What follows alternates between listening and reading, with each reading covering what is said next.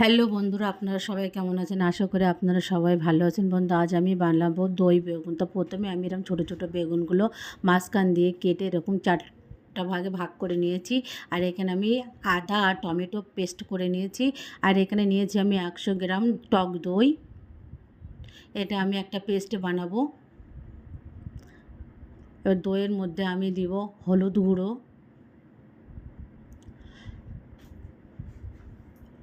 লঙ্কা গুঁড়ো, এটা খেতে খুব ভালো লাগে, বন্ধুরা ট্রাই করো। ধনিয়া গুঁড়ো, জিরে গুঁড়ো। এবার এটা আমি ভালো করে একটা পেস্ট বানিয়ে নেবো। দেখুন আমি কিভাবে বানাচ্ছি, তোমরাও এইভাবে একবার বানিয়ে খেয়ে দেখো প্লিজ বন্ধুরা, ট্রাই করো আর সাবস্ক্রাইব করো। আমার পেস্ট বানানো হয়ে গেছে। এবার আমি একটা কড়াই বসিয়ে তাতে পরিমাণ মতো সর্ষের তেল দিলাম।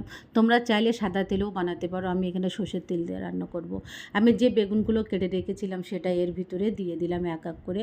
বেগুনগুলো একটু ভাজা ভাজা করে নিতে হবে, বেগুন তাড়াতাড়ি তো সিদ্ধ হয়ে যায়। এবার আমি একটা উল্টে পাল্টে এভাবে বেগুনগুলো ভেজে নিলাম।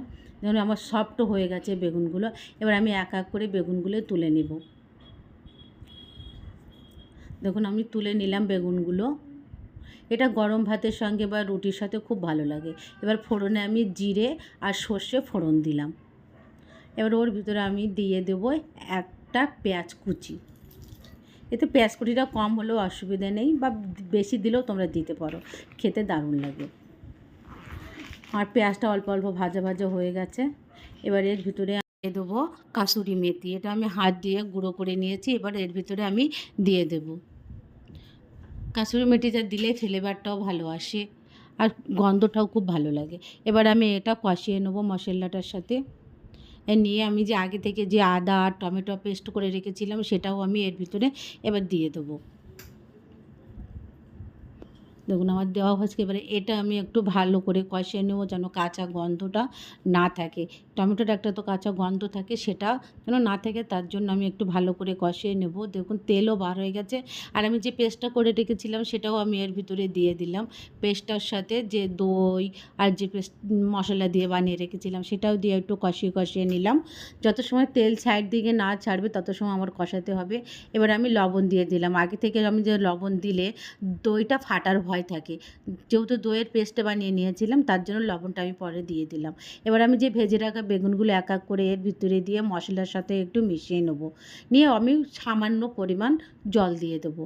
জল দেবো, বেশি দেওয়ার দরকার নেই, বেগুনটা তো পুরোপুরি সিদ্ধই হয়ে যায় যখন আমার ভাজার সময়, আর অল্প একটু ফুটিয়ে নামিয়ে নেওয়া যায়। এবার আমি একটা ঢাকন বন্ধ দিয়ে দিলাম। আর উপর থেকে আমি একটু দিয়ে দেবো গরম মশলা। একটু নাড়িয়ে নিতে হবে যেন তলায় না লেগে যায়। গরম মশলা দেওয়া হয়ে গেছে। দেখুন আমার কি সুন্দর ফুটছে। দেখুন এবার আমি একটা সাদা বলের বাটির ভিতরে নিয়ে আমি সার্ভ করবো। কালারটাও কত ভালো হচ্ছে, আর খেতেও খুব দুর্দান্ত লাগে। প্লিজ বন্ধুরা তোমরা ট্রাই করো আর সাবস্ক্রাইব করো, কমেন্ট করে জানিও কেমন হয়েছে। Thank you.